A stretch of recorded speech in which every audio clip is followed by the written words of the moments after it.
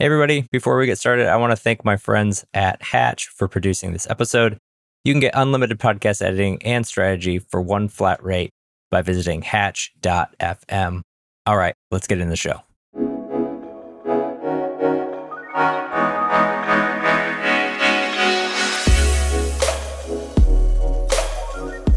Welcome to Distribution First, the show where we flip content marketing on its head and focus on what happens after you hit publish. Each week, I share playbooks, motivations, stories, and strategies to help you repurpose and distribute your content because you deserve to get the most out of everything you create.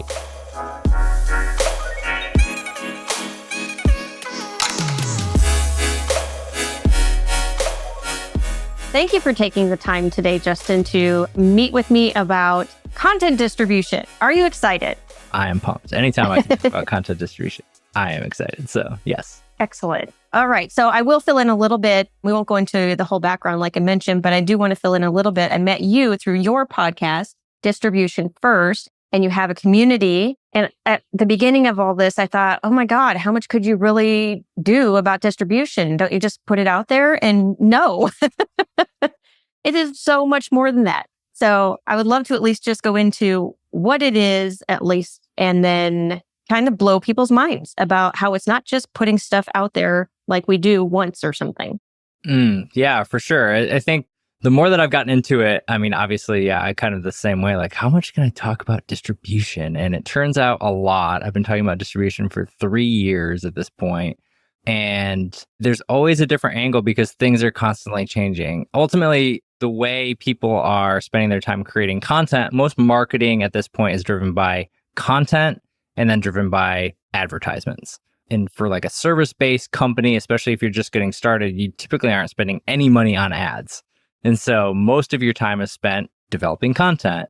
And the struggle that I always had was the idea of if I'm spending all this time creating content, what happens after I hit publish? Like I just spent all this time writing this blog. And I think historically, a lot of folks think, well, Google will just rank it and then people will just find it and then magic happens, right? Like blogs are just magically discovered on the internet.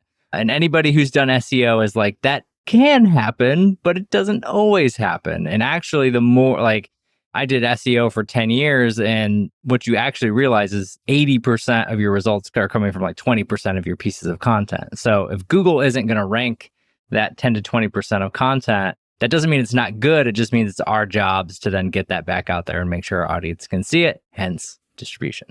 That is fantastic. Good point. Only some of it. And you believe in like redistribution. There's that whole sort of thing. Talk about how that plays into the idea of distributing. I think the struggle for marketers and business owners, myself included, I have this struggle, is we think if we say something once, everybody has heard it and everybody is bored of it and everybody's already got it and understands. And the redistribution, repurposing, remixing side is all about the idea of taking your IP. And I think for a small business, that is critical, coming up with your IP, your ideas, and being able to distribute those ideas across the internet all the time. Because if you're doing your job right, there's a constant influx of people in and out of your system. There are folks who glob on to distribution first, love it for a little while, and leave. Or glob on and stay on. Are just untapped and have never heard about just like the internet is massive. There are so many, the way businesses work now, there are like billions of people that are out there that could potentially see your stuff. And so the idea being that the more you can get comfortable with repeating yourself and repeating your messages, repeating your frameworks, repeating your systems, if you're a small business owner and you have a way of doing something that somebody else wants to hire you to do, it is incumbent on you to say that probably every single week in some way, shape, or form. This is what I do. This is how I do it. If you want it, come and get it. And obviously, it doesn't always have to be that broad. Maybe sometimes you're talking about a high-level problem that you solve. Sometimes it might be very specific around your services, but it all ties back together. And how does repurposing come into all this? Yeah, I think repurposing comes in with the idea of, especially if you're doing it strategically, you don't have to create as much content as you might think. So let's say I have a distribution first framework. There's 4 phases in the framework. If I simply took those 4 phases, and I'm literally in the process of doing this now, break out each of those phases and then built out a plan to talk about those 4 phases in multiple ways with different angles and different things, and just did that, I would always be talking about the 4 phases of distribution first and being able to talk about that in new and unique ways. And this is something that I think authors do really, really well. If they have a book and they're outlining their book, and there's typically, we'll say nonfiction authors, just a nonfiction author would do this really well. They're going to have a book, they're going to have a premise, and then they're going to go on tour for the next year. Every podcast they're on, every article they write, every guest post they put on, that's what they're talking about. They're talking about what they're in and what they're doing. I mean, you look at somebody like James Clear, who wrote Atomic Habits, one of the best sellers of probably the last decade. He's still talking about habits, believe it or not. And he's, from my knowledge, he hasn't written another book, and he's just keeps on talking about it. So I think that is how I would think about repurposing. It's not just about repurposing the content, like taking this podcast and cutting it up. It's also about repurposing your ideas and being able to take those and cut them up and use them in different ways. Mm-hmm. Okay, that's a good point. I do want to go back to your 4 phases, your 4 parts for your marketing, your framework for distribution. Can you cover those? Yeah, absolutely. There are 4 phases that go into distribution first. And the whole reason behind distribution first is to get the typical way folks think about distribution is they lob it on at the end. So I'm going to create the content and then I'm going to figure out what happens with it after. Yeah. Distribution is trying to get that as close to the front end of your content process as possible. So step 1, phase 1 is foundations. And so that is making sure you know your core messages, or that could be themes, that could be campaigns, topics, your core messages, pick 3 to 5. So you're creating guardrails in the foundation phase of what you're going to talk about, creating POVs off of those messages. So what's your take on it? Because if you're competing against another service business or you're competing against somebody else, their topics are going to be the same, but their points of view probably aren't. And so your points of view can be what you've learned in the past, what you struggled with, what got you to this point, those type of things, and then understanding which channels you want to distribute your content on. No, because again, most people, they think they have to be everywhere, or it's so overwhelming with all of the options. Should I do LinkedIn and email and newsletters and Instagram and YouTube and TikTok and threads, and you just on and on and on. Reddit, and right? You've got all these ideas and all these things you can do. Get all those out of there in the beginning phase and pick 1 or 2 and really execute on that 1 and 2 and do that really well. So phase 1 is foundation. Step 2 is execution, and that's where you actually start to put those things in motion. So I would say audit your existing content if you have some to align with those messages and points of view and channels, and repurpose that, get that back out into the marketplace. So you don't have to create anything new. You literally could hit pause on creation, go back to your archives, knowing what your messages are and your points of view, and start resharing that stuff back out. Again, based on what your channels are. Maybe it's Instagram and TikTok, or maybe it's LinkedIn and email. It really doesn't matter. It's whatever works for you and your business. Step 3 is optimization. So now we're going to fine tune everything. So were those messages the right messages? Did people resonate with them? Which ones? Okay, I got to double down on that. What else do I have in that space? What took off? What didn't, as far as a content type? Oh, I shot this particular video in this way. I'm going to try to do that again. Or I didn't do any video. I might try to do some video this time. And then step 4 is maximization. And it's really where you actually start to truly implement distribution first. All your foundations are set. And now I'm going to maximize what I've been doing. I'm going to add more channels. I'm going to add more content types. I've got a system down. And now I have the freedom to be able to actually execute distribution first at a really high level. That makes it seem easy. What do you think keeps people from doing the practice of the distribution and thinking about what is the one thing you come across when people are like, hey, Justin, help me? Oh my goodness. It kind of depends on where you're at. So how I think about the framework is so you can sort of plant yourself on a spot, right? And so you can understand, do I have my messages? Do I have my POVs? I think one of the problems folks have in getting started is they try to jump steps. So it's I'm just going to keep creating, and I'm never going to hit pause to get this stuff figured out. And so I think that's maybe step 1 is just kind of being willing to pause whatever you're doing. And again, it doesn't mean you have to necessarily maybe stop creating content altogether, but really just step back and think about why you're doing what you're doing, and then the alignment across. So stripping everything back to what is necessary. And again, it's kind of vulnerable to choose one or two. It's like to pick one or two messages and a point of view and to pick one or two things and to pick like, oh, what if it doesn't work? It's a little scary, but I think being able to do that can start to free you up because otherwise it gets too difficult to even, for instance, it gets way too difficult if you skip steps 1 and 2 to optimize. What are you optimizing for? What are your goals? What are you measuring? Every channel that you randomly posted on twice, like how do you get any feel for what's working and what's not? So I think that's the struggle is honestly like just doing the steps and working your way through. Again, it sounds easy, but it's all in the habit building and the actual execution of the system. Okay. How I would say, Barb, is it's sort of like budgeting. Budgeting is simple, whether for your business or your like it's simple. Budgeting is not hard. The act of budgeting, the idea of it is very simple. I have this much money, I will budget it out, and it will go to these categories. The actual execution of budgeting is where it gets difficult when it's like, I'm just going to spend that. I'm going to do that. All right. Like, so I think that's where the rubber meets the road. It's like, it's not that the theory of distribution is difficult to understand. It is actually very simple. The execution of distributing your content does get difficult when it's not applied properly. Do you have any guidelines for like, if I were to do a blog post and the idea is I'm going to distribute it on all my channels when it actually goes live, is there some sort of guideline or like formula or something? How do I know when to re-put it out on my socials? I would say if it takes off, like how I would think about it is, so I use a tool called Shield that's LinkedIn specific. So it could be different depending on your platform. Okay. And that's the tough part with distribution too, is a lot of channels it's not like you get one uniform view across a lot of these things. But I'll just use this as an example.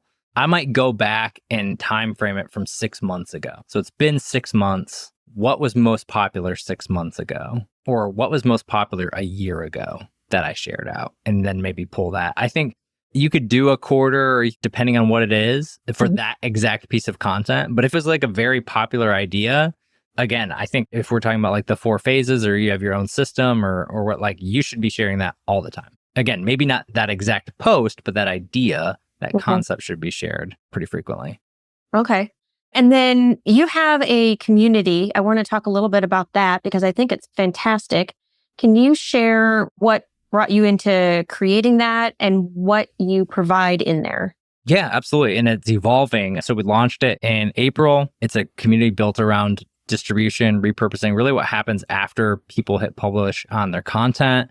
And it's a great mix of both entrepreneur, sort of maybe agency owner type, service-based business, and in-house marketers. And so there's a great combination of ideas and information and things that come off and around it. And really how it's going to evolve is it's sort of this way now. You get like my current course that's built into it, but it's really going to be training built around distribution and then community off the back of that. So really to help people do what we just talked about, Barb. And that was one thing that I realized as I built out the community is, all right, I need to give people a path here and we need to be able to work them through the system. So at any given point, when somebody comes in, they can mark where they're at, they can get their ducks in a row and say, all right, cool, I have done my messages, I have done my POVs, I'm ready to move on to step 2. What's in step 2, Justin? How can we now execute on this? And so that's where that's going to evolve to, is really to a spot where there's training and then community off the back end where people can work together and do that.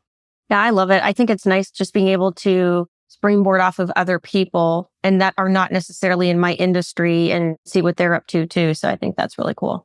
Yeah, absolutely. Yeah. And let's talk about what you're doing in your business. Maybe a fun project that you're working on, or are you testing anything fun? Like, how do you use this in your business? That's a good question. So my business, it's ever evolving.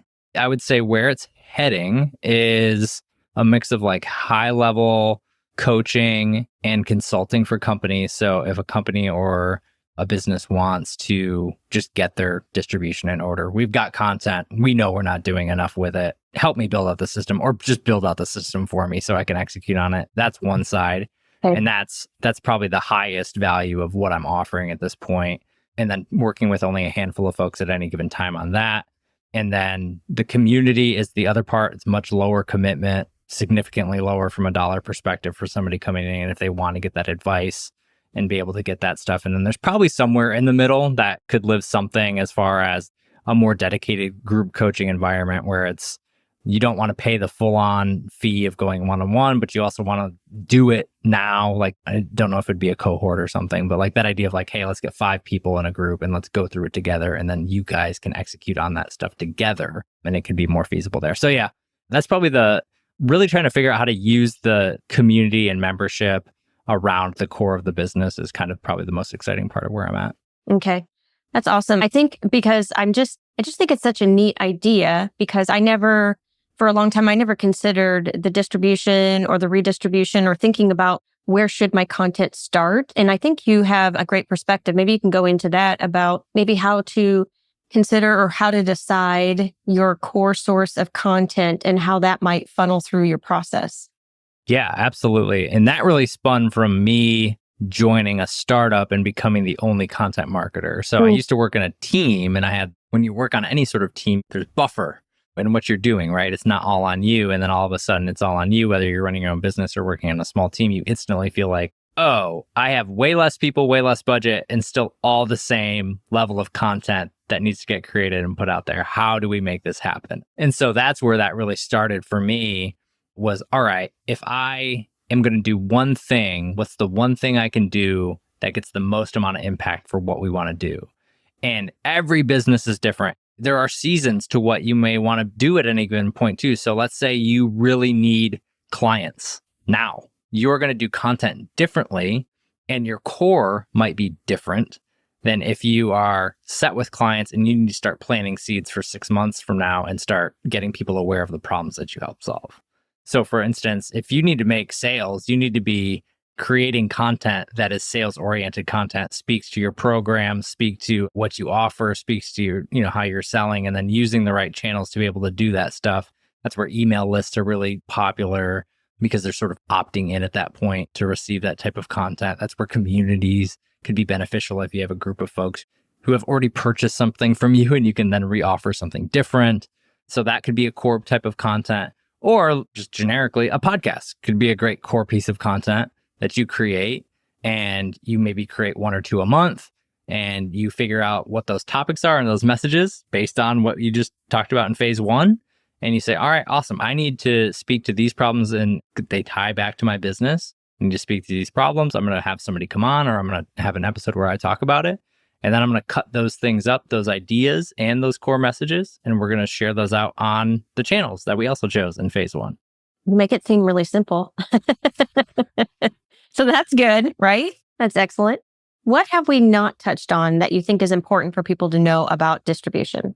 So we were laughing there about like it being simple. It is simple. I truly want people to understand you do not have to overcomplicate this stuff. It's pick one message, pick one POV, and pick one channel, and you're off to the races. And if you can do that and be consistent, your consistency is actually what's going to give you more leverage in the long run than your content. So the more consistent you can be with what you're doing, because most people are going to give up. Most people are not going to be consistent. 99% of people will not do this or take the effort to do this. Okay. But if you send out an email every single week at the same time with really good, valuable content that people start to like and look forward to, you're so much better off than trying to do 6 different things. Or if you're not able to record a weekly podcast, but you could record a monthly podcast, that really you don't even care about the podcast downloads. You just want the content to come out of it. Mm-hmm. You just want the social clips, or you just want the videos, or you want that sort of thing. If you can start small and be consistent, it's going to give you so much more leverage than trying to do everything at once. So that would be the biggest thing. Like, it is simple. You don't have to overcomplicate it. Don't try to be everywhere. Don't try to do it all. Most people, I think one of the hard things with where marketing and the internet and all that is at is you might see somebody and they appear to be doing it all. They're everywhere. They're doing all this stuff. They've got all this stuff going. We have no clue the amount of money or people behind that operation to make that thing run. Right. We see the YouTube influencer, for lack of a better word, and we think, oh man, like they're just doing all that. No, they're paying people to do every single thing in that system, and they show up and film. Maybe they started out that way, but that's not, their system today is not that. And so I think when I think about distribution, it's really what I would call like a content floor. So what's your minimum viable that you can consistently produce on any given channel? So if you're going to write blogs, what's the minimum viable that you can do at the optimal level, the best that you can do consistently? If you're going to do LinkedIn, what's the best that you can do every single week for right now? You can always get better. If you're going to start a new channel, so like a great example is when I started the community. There's no right or wrong way to do community at all. You can put new posts out every day. You can put new videos out every day. You can have workshops every week.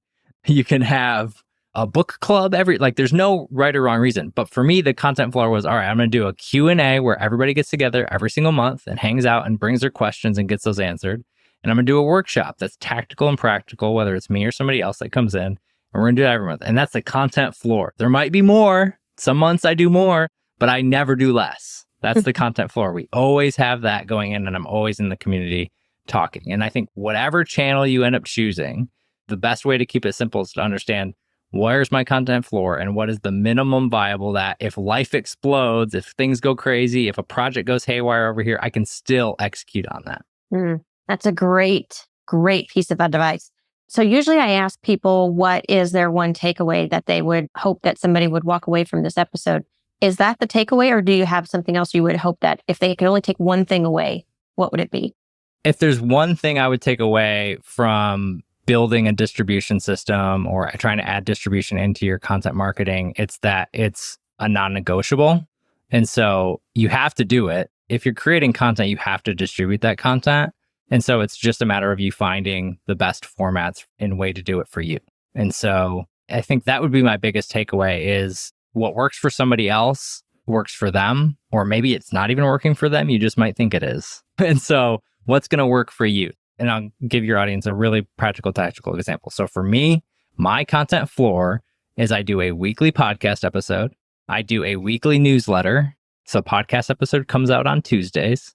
Newsletter goes out on Saturdays. So I spread these things out so I have margin. And then I try to do LinkedIn 5 days a week. And I would say for the last 2 years, I have hit that as a content floor 98% of the time. There's only been, I think, 2 newsletters that I've missed. And I don't think I've ever missed a podcast. And sure, sometimes I skip out on LinkedIn. But for the most part, it's 5 days a week. And so I have one social channel, LinkedIn. I don't do X. I don't do Instagram. I don't do YouTube. I don't do any of that. I would love to be on all those, but I can't do it. I do LinkedIn. And then I do one sort of what I would call like owned channel. I do email. And so I can own that channel. So if LinkedIn dies tomorrow, if the algorithm shifts, I can still communicate with people. And then I have the podcast, and the podcast feeds a lot of what I'm doing. That's when we talk about that core message, that's a lot of it. So I think about what topics do I want to cover? What are questions people have? And then I record a podcast episode about that. And that typically will influence what newsletters I write. And then those things get cut up and put out on LinkedIn. And so that's how all that stuff gets put together. 3 things. It's not a lot. Fantastic. Oh, this was so good. I'm really glad that you came on today. So thank you for that. If somebody wants to find out more about Distribution First or just reach out to you in general, what's the best way they can get in touch with you?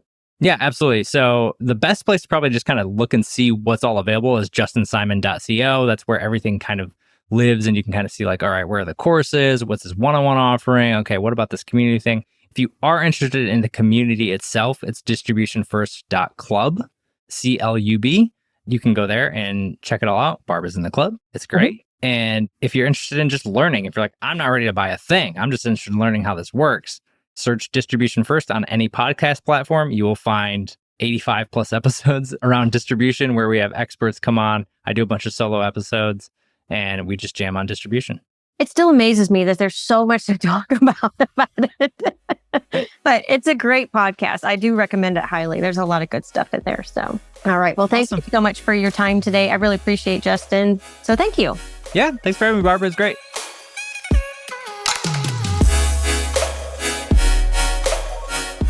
All right, I hope you enjoyed this episode of Distribution First, and thank you for listening all the way through. I appreciate you so much. And I hope you're able to apply what you learned in this episode one way or another into your content strategy as well. Speaking of strategy, we have a lot of things going on this year that are going to help you build your brand, 10x your content, and transform the way you do content marketing. Make sure to subscribe to the show and sign up for my newsletter at justinsimon.co so you don't miss a thing. I look forward to serving you in the next episode as well. And until then, take care, and I'll see you next time.